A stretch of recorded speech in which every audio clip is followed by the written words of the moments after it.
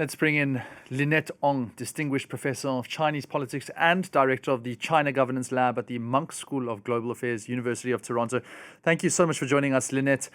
We have just this statement from the Communist Party saying that these members have been dismissed for serious crimes involving exceptionally large sums of money. And that's pretty much where it ends. Do we know anything further at this stage? It all feels like smoke and mirrors.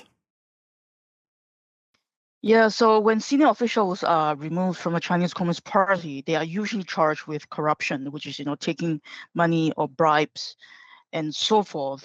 These could include a number of things. And in this particular case, I think the speculation, as your video earlier has demonstrated, that it came on the eve of the fourth plenum, which is the Central Committee is going to discuss the country's economic plan and then make some nominations. So the speculation is rife that these people are not actually charged with corruption, is actually part of President Xi's ongoing attempt to purge people who are not in his faction.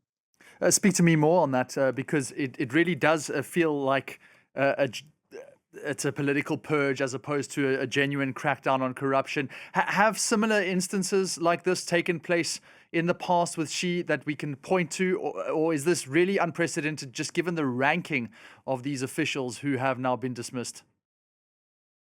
Sure. So the two people who have been purged this time, He Weidong is the number 2 person in the Central Military Commission, as well as General Miao Hua, who is also part of the CMC, ranked pretty highly.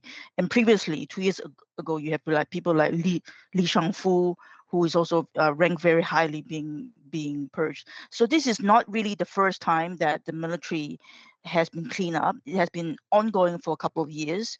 But the question I think we should be asking ourselves is, these sort of political purges is usually fairly common in autocratic countries like China, but it usually happens at the beginning of someone's term, right? You want to consolidate power. You come into the office. You want to consolidate power so you can get things done.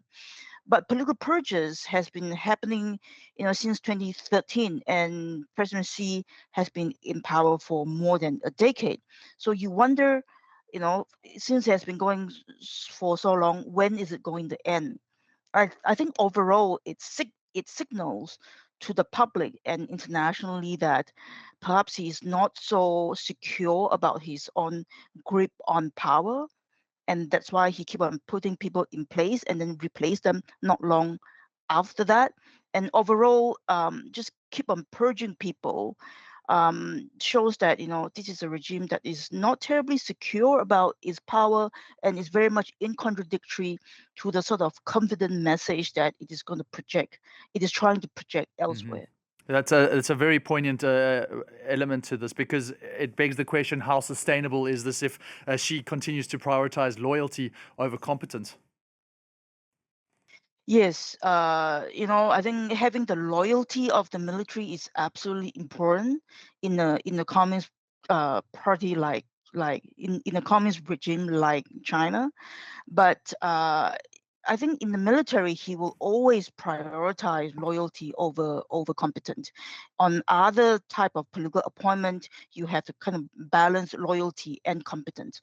But even on the question of loyalty, he has appointed people and then purged people 6 months later. So people start questioning his judgment, which is why the whole question of legitimacy is now also in a bit of a question mark. It's all very interesting, but still so unclear for us common folk, if you can say, because we're not used to seeing at least what happens with these military personnel. We don't know anything about their immediate futures. Where are they headed to? And it's not just the military which has been affected by these kind of purges. We've also seen it in civilian offices before with Xi Jinping. Yes, in civilian office for one of the most high-profile cases was 2 years ago. The former foreign minister Qin Gang, very high profile, appointed as foreign minister and then removed not long after that. I think if it happens to the civilian officials, It doesn't look great, but if it happens to the military, I think it will raise more eyebrows than in other officers. Because in a country like China, when there's no clear succession plan, where President Xi has actually abolished the term limit, no one knows who's going to succeed him. So he needs to have absolute power.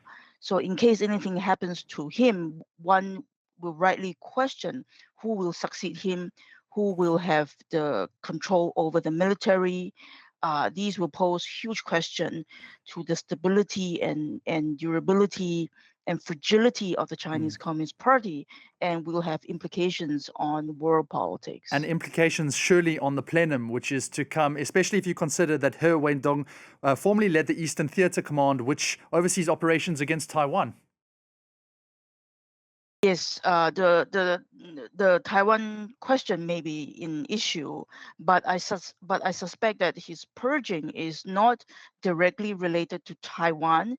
Is perhaps part of presidency's reshuffling of the cards, that he really needs to put in people that he trusts, and whom he trusts today may not be indicative of whom he would trust 6 months later, which is part of a larger problem. Absolutely. So much to look ahead to, at least with the plenum coming up in the Chinese Communist Party. Lynette, thank you so much for joining us. That was Lynette Ong from the China Governance Lab at the Monk School of Global Affairs at the University of Toronto.